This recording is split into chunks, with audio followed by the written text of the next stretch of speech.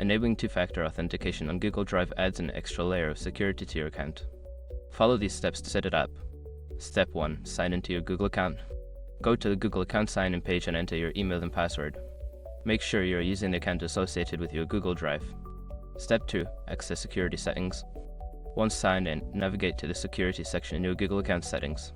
You can find this option in the left sidebar of the account management page. Step 3. Find two-step verification. Scroll down to the signing into Google section and look for two-step verification. Click on it to begin the setup process. Step 4. Start the setup process. Click on the Get Started button. You may be prompted to enter your password again for security purposes. Follow the on-screen instructions to proceed. Step 5. Choose your verification method. Select your preferred method for receiving verification codes, such as text messages or an authenticator app. Follow the prompts to complete the setup and ensure two-factor authentication is enabled. Now your Google Drive is more secure with two-factor authentication. Make sure to keep your recovery options updated for easy access in case you need to recover your account.